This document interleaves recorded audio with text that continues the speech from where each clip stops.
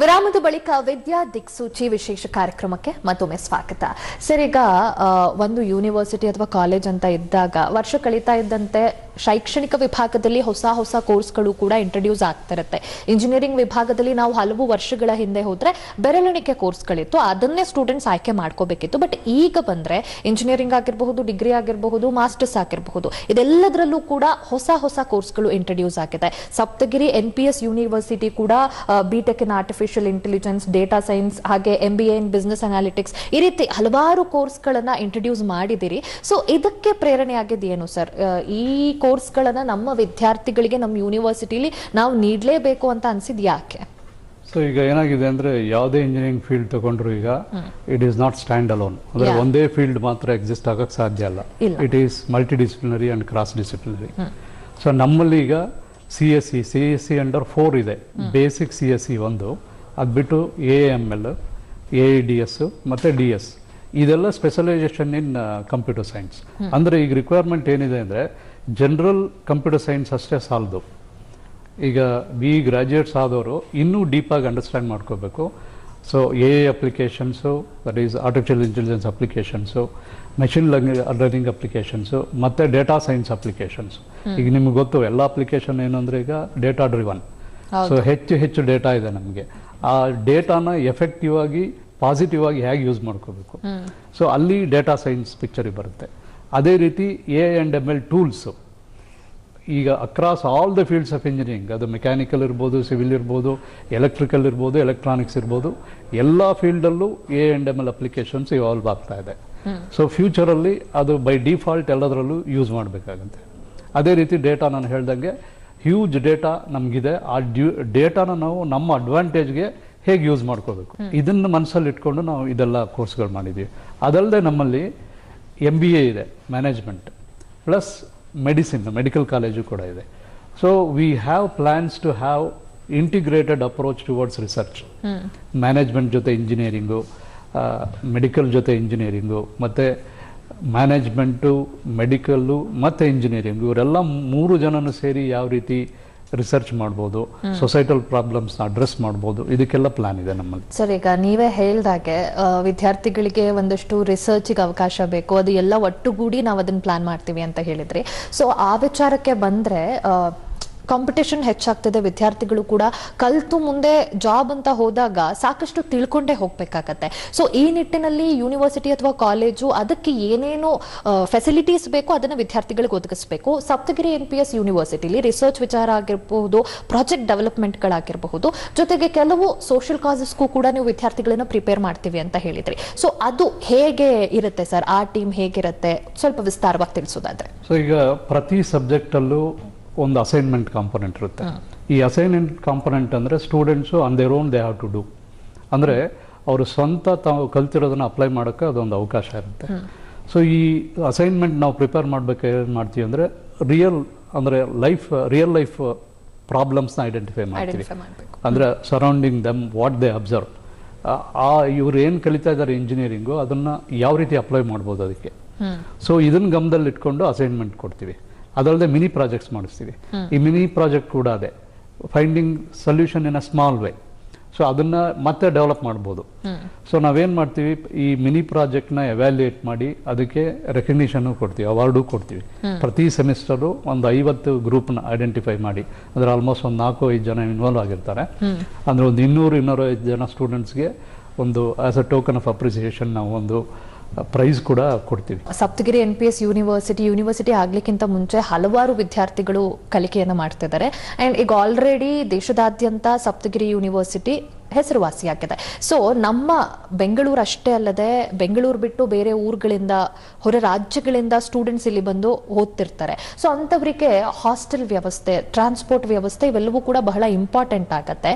And ಪೇರೆಂಟ್ಸ್ಗೂ ಕೂಡ ಅದೊಂದು concern ಇರುತ್ತೆ, ಎಲ್ಲೋ ದೂರದಲ್ಲಿ ನನ್ನ ಮಗಳು ಅಥವಾ ಮಗ ಓದ್ತಿದ್ದಾರೆ ಅಂತ ಅಂದಾಗ ಆ ವ್ಯವಸ್ಥೆಗಳು ಹೇಗಿದೆ ಅಂತ. ಸೊ ಇದ್ರ ಬಗ್ಗೆ ತಿಳಿಸೋದಾದ್ರೆ. ಸೊ ನಮ್ಮಲ್ಲಿ ಗರ್ಲ್ಸ್ ಹಾಸ್ಟೆಲ್ಲು, ಬಾಯ್ಸ್ ಹಾಸ್ಟೆಲ್ಲು ಎಲ್ಲ ಪ್ರಾವಿಷನ್ ಇದೆ. Girls hostel within the campus ಇದೆ, boys hostel surrounding the campus ಇದೆ. ಸೊ ನಾವು ಅಲ್ಲೂ ಕೂಡ ನಾವು ಈ ಮೆಂಟರಿಂಗ್ ಸಿಸ್ಟಮ್ ಏನು ಪ್ರಾಕ್ಟೀಸ್ ಸಿಸ್ಟಮ್ ಹೇಳಿದ್ನಲ್ಲ, ಅದಕ್ಕೂ ಕನೆಕ್ಟ್ ಆಗಿರುತ್ತೆ. Particularly if the student is from outstation, ಅಲ್ಲೇನು ಮಾಡ್ತೀವಿ, ಒಬ್ಬ ಲೋಕಲ್ ಗಾರ್ಡಿಯನ್ ಕಾಂಟ್ಯಾಕ್ಟ್ ಕೂಡ ತಗೊಂಡಿರ್ತೀವಿ. ಸೊ ದಟ್ ನಾವು ಅದನ್ನು ಕಂಟಿನ್ಯೂಸ್ ಮಾನಿಟರ್ ಮಾಡ್ತೀವಿ. ಪ್ಲಸ್ ಹಾಸ್ಟೆಲ್ಗೆ ರೆಗ್ಯುಲರ್ ವಿಸಿಟ್ಸ್ ಇರುತ್ತೆ. We have a committee which looks into that. ಈ ಪ್ರೊಫೆಸರ್ಸೇ ಕೂಡ ಇನ್ವಾಲ್ವ್ ಆಗಿರ್ತಾರೆ ಅದರಲ್ಲಿ. ಸೊ ಹಾಸ್ಟೆಲಲ್ಲಿ ಏನಾದರೂ ಇಶ್ಯೂ ಇದ್ದರೆ, ಯಾವ್ದಾದ್ರು ಇಶ್ಯೂ ಇದ್ದರೆ ಡೈರೆಕ್ಟಾಗಿ they can approach the proctor. Again it goes to the director, it comes the dean to the next level, ಆ ಥರ. ಸೊ ಇಮಿಡಿಯೇಟ್ ಆಗಿ ಸೊಲ್ಯೂಷನ್ ಕಂಡುಹಿಡಿಯೋಕ್ಕೆ ಏನೇನು ಪ್ರಾವಿಷನ್ ಬೇಕು ಅದನ್ನೆಲ್ಲ ಮಾಡಿರ್ತೀವಿ. ಆಗ್ಲೇ ನಾನು ಕೇಳಿದಾಗ ಹೇಳಿದ್ರಿ, ವಿದ್ಯಾರ್ಥಿಗಳು ಕೋ ಕರಿಕ್ಯುಲರ್ ಆಕ್ಟಿವಿಟೀಸ್ ಅಂತ ಬಂದಾಗ ಸ್ಪೋರ್ಟ್ಸ್ ಆಗಿರಬಹುದು, ಬೇರೆ ಆಕ್ಟಿವಿಟೀಸ್ ಅವ್ರಿಗೆ ಏನು ಇಂಟ್ರೆಸ್ಟ್ ಇರುತ್ತೆ ಅದಕ್ಕೆ ಅವ್ರು ಎನ್ರೋಲ್ ಆಗಿ ಕ್ಲಬ್ಗಳಲ್ಲಿ ಆ ಆಕ್ಟಿವಿಟಿಯಲ್ಲಿ ಪಾಲ್ಗೊಳ್ಬಹುದು. ಸೊ ಹೆಚ್ಚಿನ ಇಂಟ್ರೆಸ್ಟ್ ಇದ್ರೆ ಹೊರಗಡೆಯಿಂದ ಕೋಚ್ಗಳನ್ನ ಕರೆಸಿ ಕೂಡ ನಾವು ಅವರಿಗೆ ತಿಳಿಸ್ತೀವಿ, ಟೀಚ್ ಮಾಡ್ತೀವಿ ಅಂತ. ಸೊ ಈ ಎಕ್ಸ್ಟ್ರಾ ಆಕ್ಟಿವಿಟೀಸ್ ಅಂತ ಬಂದಾಗ ಸರ್, ಶಿಕ್ಷಣದ ಜೊತೆಗೆ ವಿದ್ಯಾರ್ಥಿಗಳಿಗೆ ಈ ಆಕ್ಟಿವಿಟೀಸ್ ಕೂಡ ಬಹಳ ಇಂಪಾರ್ಟೆಂಟ್ ಆಗುತ್ತೆ ಅಂಡ್ ಎರಡನ್ನೂ ಬ್ಯಾಲೆನ್ಸ್ ಮಾಡೋದು ಕೂಡ ಬಹಳ ಇಂಪಾರ್ಟೆಂಟ್. ಸೊ ಇದ್ರ ಬಗ್ಗೆ ಸ್ವಲ್ಪ ವಿಚಾರಗಳನ್ನು ತಿಳಿಸೋದು. ಈಗ ನಾನು ನಿಮಗೆ ಸ್ಪೋರ್ಟ್ಸ್ ಕ್ಲಬ್ಸ್ ಬಗ್ಗೆ ಹೇಳಿದೆ, ಅದೇ ರೀತಿ ನಾವು ಇಂಡಿವಿಜುವಲ್ ಡಿಪಾರ್ಟ್ಮೆಂಟ್ ಅಲ್ಲಿ ಅಟ್ಲೀಸ್ಟ್ 2 ಕ್ಲಬ್ ಇದೆ ನಮ್ಮಲ್ಲಿ. ಅಂದ್ರೆ ಆ ಸಬ್ಜೆಕ್ಟಿಗೆ ಸಂಬಂಧಪಟ್ಟಕ್ಕೆ ಕೆಲವು ಆಕ್ಟಿವಿಟೀಸ್, ಈಗ ಕೋಡಿಂಗ್ ಕ್ಲಬ್ ಅಂತ ಕರಿತೀವಿ, ಹ್ಯಾಕಥಾನ್ ಕ್ಲಬ್ ಅಂತ ಕರಿತೀವಿ. ಸೊ ಇದೆಲ್ಲ ಕೂಡ ಡಿಪಾರ್ಟ್ಮೆಂಟ್ ಲೆವೆಲಲ್ಲಿ ಇರುತ್ತೆ. ಸೊ ಆ ಕ್ಲಬ್ಗಳೇನು ಅಂತಂದರೆ ಅದಕ್ಕೆ ಸ್ಟೂಡೆಂಟ್ಸ್ನ ಎನ್ರೋಲ್ ಮಾಡಿಸ್ಕೊಂಡು ಅವ್ರಿಗೆ ಕೆಲವು ಟ್ರೈನಿಂಗ್ ಕೊಟ್ಟು, ಆ್ಯಕ್ಟಿವಿಟೀಸ್ಗೆ ಟ್ರೈನಿಂಗ್ ಕೊಟ್ಟು ಆ ಹುಡುಗರನ್ನೇ ಕಂಡಕ್ಟ್ ಮಾಡಕ್ಕೆ ಬಿಡ್ತೀವಿ ಆ್ಯಕ್ಟಿವಿಟೀಸ್ನ. ಸೊ ದಟ್ ಅವ್ರಿಗೆ ಒಂದು ಲೀಡರ್ಶಿಪ್ ಕ್ವಾಲಿಟೀಸ್ ಬೆಳೆಯುತ್ತೆ, ಆರ್ಗನೈಸಿಂಗ್ ಎಬಿಲಿಟೀಸ್ ಬರುತ್ತೆ. ಜೊತೆಗೆ ಟೆಕ್ನಿಕಲಿ ಕೂಡ ದೇ ಪಿಕಪ್, ಟೆಕ್ನಿಕಲ್ ಅಂಡರ್ಸ್ಟ್ಯಾಂಡಿಂಗ್ ಕೂಡ ಬರುತ್ತೆ. ಸೊ ಅಟ್ಲೀಸ್ಟ್ 1 ಸೆಮಿಸ್ಟ್ರಲ್ಲಿ each club will conduct at least 2 activities. So ಇದರಿಂದ ಏನಾಗುತ್ತೆ, ಸ್ಟೂಡೆಂಟ್ಸು ಕಂಟಿನ್ಯೂಸ್ ಆಗಿ ಈ ಥರ ಆ್ಯಕ್ಟಿವಿಟೀಸಲ್ಲಿ ಇನ್ವಾಲ್ವ್ ಆಗಿ ಫೋಕಸ್ಡ್ ಆಗಿರ್ತಾರೆ. ಸೊ ಆ ಅಕಾಡೆಮಿಕ್ಸಿಂದ ಡಿವಿಯೇಟ್ ಆಗೋದು ಅಥವಾ ಅವ್ರ ಗೋಲಿಂದ ಡಿವಿಯೇಟ್ ಆಗೋದಕ್ಕೆ ಪ್ರಾವಿಷನ್ ಇರಲ್ಲ. ಸರ್, ಈಗ NPS ಯೂನಿವರ್ಸಿಟಿ ಸಪ್ತಗಿರಿಯಲ್ಲಿ ಆಲ್ಮೋಸ್ಟ್ ಮೆರಿಟ್ ಸ್ಟೂಡೆಂಟ್ಸ್ ಆಗಿರಬಹುದು ಅಥವಾ ಎಕನಾಮಿಕಲಿ ಸ್ವಲ್ಪ ವೀಕ್ ಸ್ಟೂಡೆಂಟ್ಸ್ ಇರಬಹುದು ಅಂಡ್ ಹೆಣ್ಣು ಮಕ್ಕಳಿಗೆ ಅಂತ ವಿವಿಧವಾದ ಸ್ಕಾಲರ್ಶಿಪ್ ಫೆಸಿಲಿಟಿ ಇದೆ ಅನ್ನೋದ್ರ ಬಗ್ಗೆ ನಾವು ಕೇಳ್ಪಟ್ಟಿದ್ದೀವಿ. ಸೊ ಈ ಫೆಸಿಲಿಟಿಗಳು ವಿದ್ಯಾರ್ಥಿಗಳಿಗೆ ಹೇಗೆ ಉಪಯುಕ್ತವಾಗ್ತಿದೆ ಅಂಡ್ ಇದು ಕ್ಯಾಂಪಸ್ ಅಲ್ಲಿ ಎಷ್ಟು ಪರಿಣಾಮಕಾರಿಯಾದ ಬದಲಾವಣೆಯನ್ನ ಅಥವಾ ವೈವಿಧ್ಯತೆಯನ್ನ ತಂದಿದೆ ಅಂತ ಸರ್? ಈಗ ನಮ್ಮಲ್ಲಿ ನಮ್ಮ ಮ್ಯಾನೇಜ್ಮೆಂಟ್ ತುಂಬಾ ಮ್ಯಾಗ್ನಾನಿಮಸ್ ಇದ್ದಾರೆ. ಅವರು different types of scholarships offer ಮಾಡ್ತಿದ್ದಾರೆ. ಮೊದಲನೇದಾಗಿ ಡಿಫೆನ್ಸ್ ಪರ್ಸನಲ್ ಇದ್ದರೆ ಅವ್ರ ಮಕ್ಕಳಿಗೆ, ಫಾರ್ಮರ್ಸ್ ಮಕ್ಕಳಿಗೆ, ಎಕನಾಮಿಕಲಿ ವೀಕರ್ ಸೆಕ್ಷನ್ ಇದ್ದವ್ರಿಗೆ, ಮತ್ತು ಸಿಂಗಲ್ ಪೇರೆಂಟ್ ಇದ್ದರೆ, ಅದೇ ರೀತಿ ಸ್ಪೋರ್ಟ್ಸಲ್ಲಿ ಸ್ಟೇಟ್ ಲೆವೆಲ್ ಅಥವಾ ನ್ಯಾಷನಲ್ ಲೆವೆಲಲ್ಲಿ ಅಚೀವ್ ಮಾಡಿದ ಮಕ್ಕಳಿಗೆ, ಸಿಮಿಲರ್ಲಿ ಎಕ್ಸ್ಟ್ರಾ ಕರಿಕ್ಯುಲರ್ ಆಕ್ಟಿವಿಟೀಸಲ್ಲಿ ಅಚೀವ್ ಮಾಡಿದಂಥ ಮಕ್ಕಳಿಗೆ, ಇವರಿಗೆಲ್ಲ 10 to 15% in the tuition fees. ಇದನ್ನು ನಾವು ಕೊಡ್ತಾ ಬಂದಿದ್ದೀವಿ. ಲಾಸ್ಟ್ ಇಯರು ಕೊಟ್ಟಿದ್ದೀವಿ, ಈ ವರ್ಷನೂ ಮುಂದುವರಿಯುತ್ತದೆ.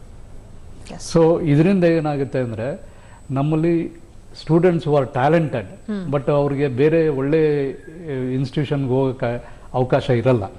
ಅಂಥವ್ರಿಗೆಲ್ಲ ಈಕ್ವಲ್ ಆಪರ್ಚುನಿಟಿ ಇಲ್ಲಿ ನಾವು ಪ್ರೊವೈಡ್ ಮಾಡ್ತಾ ಇದ್ದೀವಿ. ಸೊ ದಟ್ ಇಲ್ಲಿ ನಾವು ಏನೇನು ಹಿಂದೆ ಹೇಳಿದೆ ಯಾವ್ಯಾವ ಆ್ಯಕ್ಟಿವಿಟೀಸ್ ಮಾಡ್ತೀವಿ ಅದರಲ್ಲೆಲ್ಲ ಪಾರ್ಟಿಸಿಪೇಟ್ ಮಾಡೋಕ್ಕೆ ಎಲ್ಲರಿಗೂ ಈಕ್ವಲ್ ಅವಕಾಶ ಇರುತ್ತೆ. ಅಂದರೆ ಈಗ ಬೇರೆ ಯಾವುದೋ ಸಣ್ಣ ಪುಟ್ಟ ಕಾಲೇಜಿಗೆ ಸೇರಿಕೊಂಡು ಅವ್ರಿಗೆ ಆ ಅವಕಾಶ ತಪ್ಪಿತ್ತು. ಅದರ ಬದಲು ಬಿಕಾಸ್ ಆಫ್ ನಾವು ಸ್ಕಾಲರ್ಶಿಪ್ಪು ನಮ್ಮ ಕಾಲೇಜಿಗೆ ಬಂದಾಗ, ನಮ್ಮ ಯೂನಿವರ್ಸಿಟಿಗೆ ಬಂದಾಗ ಅವ್ರಿಗೆ ಆ ಅವಕಾಶಗಳೆಲ್ಲ ಸಿಗುತ್ತೆ. Correct sir. ಸರ್, ಈಗ ಸಪ್ತಗಿರಿ NPS ಯೂನಿವರ್ಸಿಟಿಯಲ್ಲಿ ಈಗಾಗಲೇ 10,000ಕ್ಕೂ ಹೆಚ್ಚು ವಿದ್ಯಾರ್ಥಿಗಳು ವಿದ್ಯಾಭ್ಯಾಸವನ್ನು ಪಡ್ಕೋತಾ ಇದ್ದಾರೆ. ಈಗ ಕಳೆದ 2 ವರ್ಷ ಆಗ್ತಾ ಇದೆ ಯೂನಿವರ್ಸಿಟಿಯನ್ನ ಆರಂಭ ಮಾಡಿ ಅಂತ ಹೇಳಿದ್ರಿ. ಬಟ್ 10,000ಕ್ಕೂ ಹೆಚ್ಚಿನ ವಿದ್ಯಾರ್ಥಿಗಳು ಆಲ್ರೆಡಿ ಓದ್ತಿದ್ದಾರೆ ಅಂತಂದಾಗ ಹಲವಾರು ಸಾಧನೆಗಳು ಕೂಡ NPS ನ ಲಿಸ್ಟಲ್ಲಿ ಇರುತ್ತೆ, ಯೂನಿವರ್ಸಿಟಿಯ ಲಿಸ್ಟಲ್ಲಿ ಇರುತ್ತೆ. ಸೊ ಆ ಸಾಧನೆಗಳ ಬಗ್ಗೆ ತಿಳಿಸೋದಾದ್ರೆ ಸರ್, ಅಂಡ್ ಸಪ್ತಗಿರಿ NPS ಯೂನಿವರ್ಸಿಟಿಯ ಮುಂದಿನ ಗುರಿಗಳು ಏನೇನು? ಸೊ ಈಗ ಮೊದಲನೇದಾಗಿ ಸಾಧನೆಗೆ ಬಂದರೆ, we have developed complete infrastructure which is of international standard. So ನಾನು ಎಲ್ಲ ಸ್ಟೂಡೆಂಟ್ಸ್ಗೆ ಮತ್ತು ಅವ್ರ ಪೇರೆಂಟ್ಸ್ಗೆ ಅಪೀಲ್ ಮಾಡ್ಕೋತೀನಿ, ದಯಮಾಡಿ ಬಂದು ವಿಸಿಟ್ ಮಾಡಿ ನಮ್ಮ ಕ್ಯಾಂಪಸ್ನ. ಅವ್ರ ಕಣ್ಣಾರೆ ನೋಡಿದ್ರೆ ಅವ್ರಿಗೆ ಗೊತ್ತಾಗುತ್ತೆ. So hi-tech classrooms equipped with smart boards and we have highly qualified and motivated faculty. ಈಗಾಗಲೇ ಒಂದು 400 ಜನ ಫ್ಯಾಕಲ್ಟಿ ಇದ್ದೀವಿ. ಅದರಲ್ಲಿ ಹೆಚ್ಚು ಕಮ್ಮಿ 25% PhD ಹೋಲ್ಡರ್ಸ್ ಇದ್ದಾರೆ. So that there is no dearth for doing research. ಮತ್ತು ಮಕ್ಕಳಿಗೆ ರಿಸರ್ಚ್ ಸಪೋರ್ಟ್ ಕೊಡೋಕ್ಕೆ ಸಫಿಷಿಯೆಂಟ್ ಫ್ಯಾಕಲ್ಟಿ ವಿ ಹ್ಯಾವ್. ಅದಲ್ಲದೆ ನಾನು ನಿಮ್ಗೆ ಆಗಲೇ ಹೇಳಿದೆ, ಕರಿಕ್ಯುಲಮ್ ಕಂಪ್ಲೀಟ್ ಡೆವಲಪ್ ಮಾಡಿದ್ದೀವಿ. ಈಗ ಒಂದು ಬ್ಯಾಚ್ಗೆ ಏನೇನು ರಿಕ್ವೈರ್ಮೆಂಟ್ ಬೇಕು ಅದೆಲ್ಲ ರೆಡಿ ಇದೆ ನಮ್ಮ ಹತ್ರ. ಸೊ ಅದಲ್ಲದೆ ಈಗ ಸ್ಕಾಲರ್ಶಿಪ್ಪು ಹಿಂದೆ ಹತ್ತತ್ರ 3 ಕೋಟಿಯಷ್ಟು ಸ್ಕಾಲರ್ಶಿಪ್ ಕೊಟ್ಟಿದ್ದೀವಿ ನಾವು ಲಾಸ್ಟ್ ಇಯರು. ಅದೇ ರೀತಿ ಈ ವರ್ಷನೂ ಅದೇ ಟಾರ್ಗೆಟ್ ಇಟ್ಕೊಂಡಿದ್ದೀವಿ. ಇದು ಈಗ ಪ್ರೆಸೆಂಟ್ ಅಚೀವ್ಮೆಂಟ್ ನಮಗೆ. ಇದಲ್ಲದೆ ನಾವು ಫ್ಯೂಚರ್ಗೆ ಬಂದಾಗ ಸೊ ವಿ ಹ್ಯಾವ್ ಈಗ placement training is the important aspect. ಅದಕ್ಕೋಸ್ಕರನ ಸಪರೇಟು ಒಂದು ಡಿಪಾರ್ಟ್ಮೆಂಟ್ ಇದೆ, HRD ಡಿಪಾರ್ಟ್ಮೆಂಟ್ ಅಂತೇಳಿ. ಅದು ಒಂದು 15-20 ಜನದ ಒಂದು ಟೀಮ್ ಇದೆ. ಸೊ ಮಕ್ಕಳಿಗೆ ಏನು ಈ ಪ್ಲೇಸ್ಮೆಂಟ್ ಟ್ರೈನಿಂಗಿಗೆ ಅಂದರೆ ಟೆಕ್ನಿಕಲ್ ಆಪ್ಟಿಟ್ಯೂಡ್ ಡೆವಲಪ್ ಮಾಡೋಕ್ಕೆ, ಲೈಫ್ ಸ್ಕಿಲ್ ಕಲಿಸೋದಕ್ಕೆ, ಮತ್ತು ಪರ್ಸನಾಲಿಟಿ ಡೆವಲಪ್ಮೆಂಟ್ಗೆ, ಆಮೇಲೆ ಲ್ಯಾಂಗ್ವೇಜ್ ಕಲಿಸೋದಕ್ಕೆ, ಇದೆಲ್ಲದಕ್ಕೂ ನಾವು ಒಂದು ಸಪ್ರೇಟ್ ಟೀಮ್, ಇನ್ಹೌಸ್ ಟೀಮ್ ಇದೆ. ಅವರು ಈಗ ಸೆಕೆಂಡ್ ಇಯರಿಂದನೇ ಅವರಿಗೆ ಟ್ರೈನಿಂಗ್ ಶುರು ಆಗುತ್ತೆ. ಸೊ ಈ ಟ್ರೈನಿಂಗ್ ಏನು ಅಂತಂದರೆ ನಾವು ರೆಗ್ಯುಲರ್ ಟೈಮ್ ಟೇಬಲಲ್ಲೇ ಅವರ್ಸ್ ಫಿಕ್ಸ್ ಮಾಡಿರ್ತೀವಿ. ವೀಕ್ಲಿ 3 hours ಅಟ್ಲೀಸ್ಟ್ ಇರುತ್ತೆ. ಸೊ ಆ ಅವರ್ಸಲ್ಲಿ ಎಲ್ಲ ಮಕ್ಕಳಿಗೂ ಈಕ್ವಲ್ ಆಪರ್ಚುನಿಟಿ ಸಿಗುತ್ತೆ ಟ್ರೈನಿಂಗಿಗೆ, so that they develop gradually. ಅದಲ್ಲದೆ ನಾವು ಫ್ಯೂಚರಲ್ಲಿ ಇಂಡಸ್ಟ್ರಿ ಸ್ಪಾನ್ಸರ್ಡ್ ಲ್ಯಾಬ್ರೋಟರೀಸ್ ಅಂತ ಕರೀತಾರೆ. ಸೊ ಈ ದೊಡ್ಡ ದೊಡ್ಡ ಇಂಡಸ್ಟ್ರೀಸ್ ಏನು ಅಂದರೆ they want to tie up with institutions. ಇಲ್ಲಿ ಅವರ ಲ್ಯಾಬ್ ಎಸ್ಟಾಬ್ಲಿಷ್ ಮಾಡ್ತಾರೆ. ಆ ಲ್ಯಾಬ್ಗಳಿಗೆ ನಮ್ಮ ಫ್ಯಾಕಲ್ಟಿ ತಗೊಂಡು ಟ್ರೈನ್ ಮಾಡಿ ಆ ಲ್ಯಾಬಲ್ಲಿ ಸ್ಟೂಡೆಂಟ್ಸ್ನ ಟ್ರೈನ್ ಮಾಡ್ತೀವಿ. ಸೊ ಇದು ಮ್ಯೂಚುವಲಿ ಬೆನಿಫಿಷಿಯಲ್. ಯಾಕೆಂದರೆ ಅವರು ಸ್ಟೂಡೆಂಟ್ಸ್ನ ತಗೊಂಡು ಎಂಪ್ಲಾಯ್ ಮಾಡ್ಕೊಂಡು ಆಮೇಲೆ ಟ್ರೈನಿಂಗ್ ಮಾಡೋದು, ಆ ಎಫರ್ಟ್ ಕಮ್ಮಿ ಆಗುತ್ತೆ ಅವ್ರಿಗೆ. ಸೊ ಅಡ್ವಾಂಟೇಜ್ ಇದೆ. ಸೊ ರೆಡಿ ಇದ್ದಾರೆ ಆ ಥರ ಮಾಡೋಕ್ಕೆ ತುಂಬ ಇಂಡಸ್ಟ್ರೀಸು. ಅದನ್ನು ಎಕ್ಸ್ಪ್ಲೋರ್ ಮಾಡ್ತಾ ಇದ್ದೀವಿ. ಈಗ ನೆಕ್ಸ್ಟ್ ಇಯರಿಂದ ಅದು ಸ್ಟಾರ್ಟ್ ಆಗುತ್ತೆ.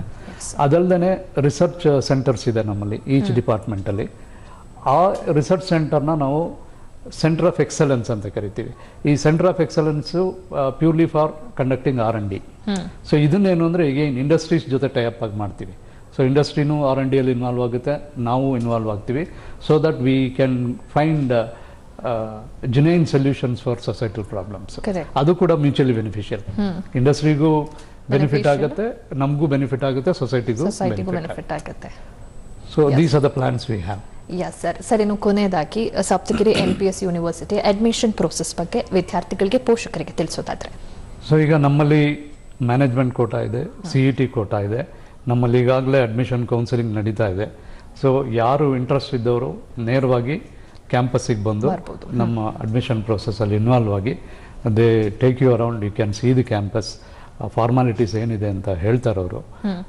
ಡೈರೆಕ್ಟಾಗಿ ಅಲ್ಲಿಗೆ ಬಂದು they can complete the admission process. Yes, sir. ಅದಲ್ಲದೆ CET ಆಪ್ಷನ್ಸ್ ಇದೆ. CET ಆಪ್ಷನ್ಸು ಅವ್ರು ಅಪ್ಲೈ ಮಾಡೋಕ್ಕಿಂತ ಮುಂಚೆ invite them to visit our campus. ಅಲ್ಲಿ ಬಂದು ನೋಡಿ they can opt our institution. Yes, thank you so much. ಇವತ್ತಿನ ಕಾರ್ಯಕ್ರಮದಲ್ಲಿ ಸಪ್ತಗಿರಿ NPS ಯೂನಿವರ್ಸಿಟಿ ಬಗ್ಗೆ ತಿಳಿಸ್ಕೊಟ್ರಿ. ಯಾವ ರೀತಿ ಪಾಸ್ಟ್ ಅಚೀವ್ಮೆಂಟ್ಸ್ ಆಗಿರಬಹುದು, ಮತ್ತು ಸ್ಟೂಡೆಂಟ್ ಸೆಂಟ್ರಿಕ್ ಆಗಿ ಹೇಗೆ ಅವ್ರಿಗೆ ಬೇಕಾಗಿದ್ದ ಫೆಸಿಲಿಟೀಸ್ ಎಲ್ಲನೂ ಇನ್ಕ್ಲೂಡ್ ಮಾಡ್ತಾ ಬರ್ತಿದ್ದೀರಿ ಅನ್ನೋದ್ರ ಬಗ್ಗೆ. Thank you so much for joining us today and ಈ ವಿಚಾರಗಳನ್ನು ಆಡಿಯನ್ಸ್ ಜೊತೆ ಶೇರ್ ಮಾಡಿದ್ದಕ್ಕೆ ಥ್ಯಾಂಕ್ ಯು. Thank you.